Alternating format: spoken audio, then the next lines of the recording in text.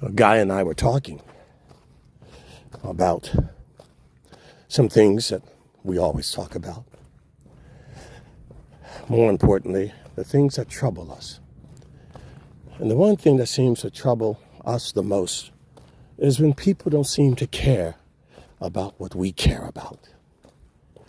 When they don't care. But love is really peculiar. The closer you get to someone, the more you love them. Their burden becomes your burden. And usually the people that they care about, you care about. Now, you all know this when it comes to your girlfriends and boyfriends. Oh, yeah. You really kiss up to her dad or his mother or their brothers and sisters. And some of you kiss up to their friends because, well, you're trying to win their love and affection. And you laugh at the jokes of their friends and the jokes of their family. And, oh, yeah. And you really don't like them. You may come to like them, but not initially. It's because of her or it's because of him. You don't really like me. That's the guy that you're dating likes me. And the guy that you're dating calls me his mentor. You wouldn't have anything to do with me. I've had many people, because I'm African American, and all of my disciples are, not one of them is African American. So you can imagine when they endear me and they choose me to mentor them and they choose to follow my teachings, and then their girlfriends meet me, or their best friends meet me, or their friends meet me, or their family. You can see there's always an initial shock. I don't know where it comes from. Like, what does it matter what color somebody is? But to some people it does. It's okay. That's life. Get over it. And it's quite amazing. Oh, you didn't tell me he was black. Well, why would I have to tell you that? I also forgot to tell you he's an alien. He's not of this world. Yeah. He's from the God sphere, the heavenly paradigm. You see,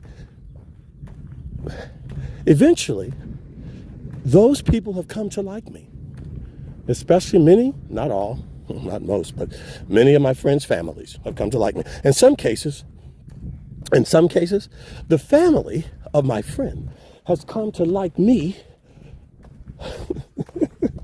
more than their own son. Why can't you be like Steve? And in many cases, the families of my friends have come to be more my friend than the family. Or the families become more, I should say, my friend. I've had friends who have gone away, but their family has stayed.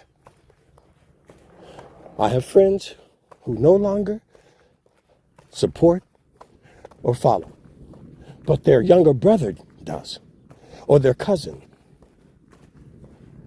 They left, but their girlfriend decided she wanted more of God. They became faithless and disloyal, but somebody in their office decided to pick up the baton. I want to follow. And it's quite interesting to watch what happens in relationships when people will love you that you did not intend to love you. And some loved you only because of the fact that you are the son-in-law, or you are the friend, or you are the family member. And some come to love you even more than the person who was first in line. I often tell the story of one woman whose son I mentored.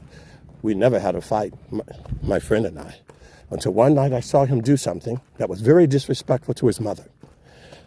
And it was so egregious, I had to tell him, I cannot be friends with you any longer, my friend. I can't associate with someone who would do what you did to your mother. And without seemingly any regret, it came too easy. That's not the kind of person I want to be around. And do you know, for the next almost 30 years, my friend's family, his mother, father, they've become themselves two of the most loyal, faithful, loving friends in my life. Now, how is that possible? God. God. They've become so loyal, so faithful, so loving, that I dare say that most of all of my friends who stayed in my life don't come near as loving and faithful as my friend's mother and father. They become so loving and so faithful that they exceed my own blood relatives. So love has a tendency to spill over, and you will begin to love what they love, or care for someone because you care for them. You know, the old party world, when you try to get into a club with special access or a party, oh, you know so-and-so? Oh, well, you can come in. You're not even on the list. But because you knew the right name, you had access.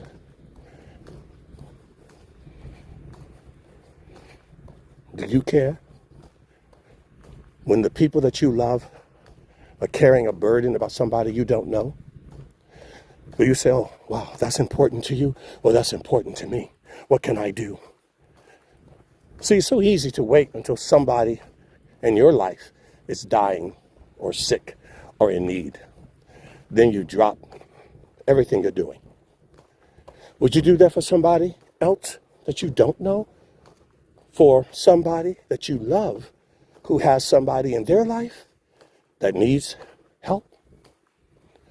Well, I don't know you, but Steve does. I don't know you, but Guy does. Do you care? Should you care? Of course. You see, when you care like God cares, you will care about what God cares about. When you care like God cares, because he cares for everything, whether they're related or not, whether they're Jew or Greek, saved or unsaved. So God cares for his entire creation. The Lord teaches you compassion. Compassion is to care, not because they're your same race, religion, but because God cares. When you take on the nature of God, the character of God, you will care about what's happening in Israel. You will care about what's happening to our Jewish brethren. You will care about what's happening to the Christians in Africa being killed by Boko Haram. You will care because somebody that you know cares about it. And you'll pick up that burden and you will fast and pray. You will give. You will show up. You will cook. You will bake. You will sacrifice. And not because you are personally connected, but because the person that is connected to you. It is a friend of your mother. It is an employer of your father. It is a child of your friend. But more importantly, it is a soul of God. And when that happens, your tent will expand for the kind of burdens you carry. And when you're carrying a burden of God,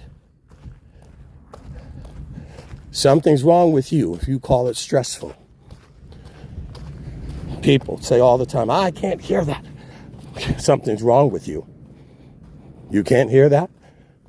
Well, when you're dying and in pain and suffering, don't expect somebody to hear about you or somebody to care about your family.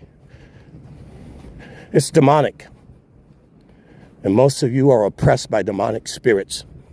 And most of you don't know the God you claim you believe in. It is not the nature of God. You exhibit the nature of the adversary. So you don't care. You don't have sleepless nights. You're not up praying because your house isn't being bombed, or you're not running into shelters, and your father isn't sitting there in a state of coma, or your baby in an incubator. You are designed in the image of your Father. It has nothing to do with a kippah, a tzitzit, or a cross, a Bible in your hand, or a Bible study. You are designed in his image. And you are to care